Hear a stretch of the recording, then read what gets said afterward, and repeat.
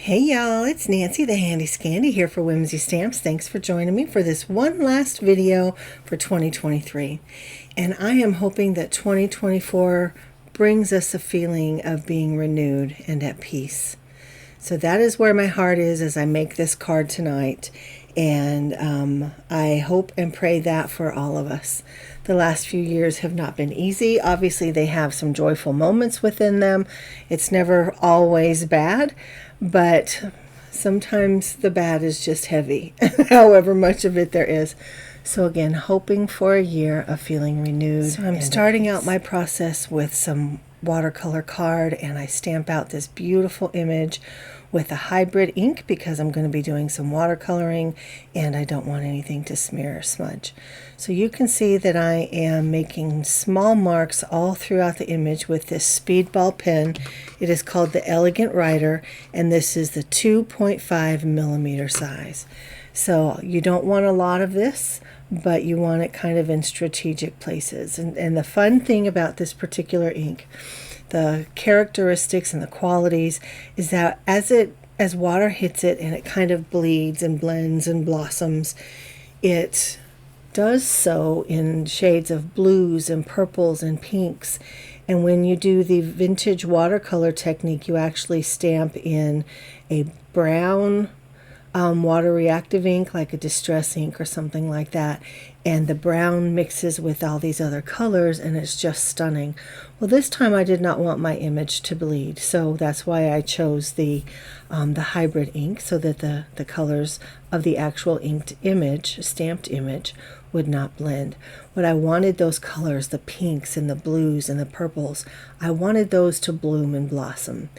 And I didn't feel like I was getting quite enough color, so I'm coming back in again with the Elegant Writer, but only in certain places. But this does the trick. This gives me that color and that contrast that I was looking for. And you'll notice that I'm leaving that snowbank white. I'm not adding any of this pigment to that.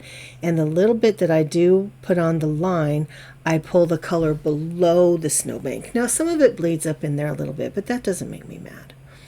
That's just kind of part and parcel of what we do. But keep in mind that this will bleed wherever you have water. It will move. The water is the path, and it's going to follow that path.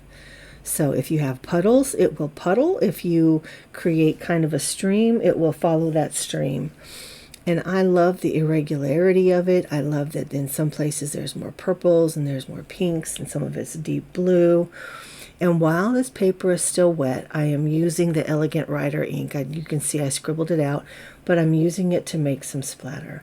And where the paper is mostly dry, it's actually splatter, but where it is still wet, it blooms. And I love those different textures that makes, and the different, the intensity of the color as well. And now here I've pulled out my starry colors, and I'm using, I don't know which number it is, to be honest. These have been moved, and they're not in any order anymore. But I'm used the kind of a white pearlescent to color in the snowbank.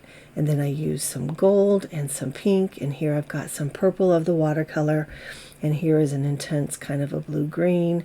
And again, just adding splatters here and there. And now, my style isn't for everyone. I know that. And for some of you, it's like I went way overboard. I get it. But that's okay. If you decide to make this or something like it, you stop whenever you stop. Our sensibilities are different. Our artistic aesthetics are different. You go with what you like, with what pleases your eye. For me, I'm a more is more girl. If you've known me for any amount of time, you know that about me. But yes, please, just do what makes your heart happy.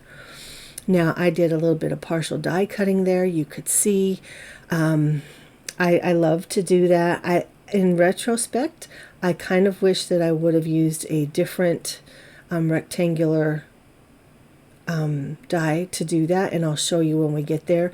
But I love that was a nice clean edge.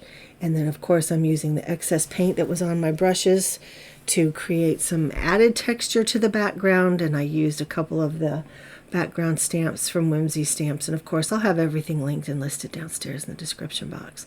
But here you can see that I used a different rectangle die. I used the Sprinkles Scallop Rectangle die, which is one of my favorites. You guys have seen me use this one a bunch of times. I love it. It's delicate, but at the same time, it's just enough. So I almost wish that I would have made that flat edge scalloped to coordinate with the scallop stitch director. Yes, this one. So I wanted this gray cardstock, this panel, to coordinate with my stamped image. So that's why I added that pearlescent white paint to the whole thing. And then you saw me use that background stamp. That's the Vintage Script background stamp. And I stamped it down while the paint was still wet. And so it lifted the paint and it created that beautiful script texture. It's very, very subtle. You barely see it once it's dry, but excuse me, but it's kind of a fun, unexpected something, extra something on there. And some of you are thinking it didn't need any extra somethings. But the background was almost flat compared to the actual circular panel. So I just thought it was something fun. And again, it's very, very subtle and it's very slight. And then once you add the circular panel over the top, you see very little of it, to be honest. And again, if this is too much for you, that's okay. It doesn't offend me. We have different sensibilities and it's okay. So I'm stamping out my sentiment. Let us feel renewed and at peace. There's also a beautiful winter solstice stamp in there, and that was kind of what I was going for in the beginning, but then I realized we're just too far past solstice and New Year's is just around the corner. So I also use the beautiful and my favorite frame labels die sets, and there are two different shapes, as you can see right there on the screen. The elk is cut out in a very different shape than the sentiment, but they're both beautiful, and there are a variety of sizes of both of those.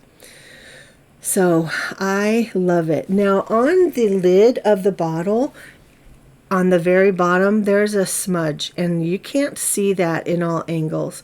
It's that white pearlescent paint, and I don't know how or when it got smudged, and I didn't even see it until video production. But there you can see it bright and bold right there. But when the light's not hitting it in just that specific angle, you just don't see it.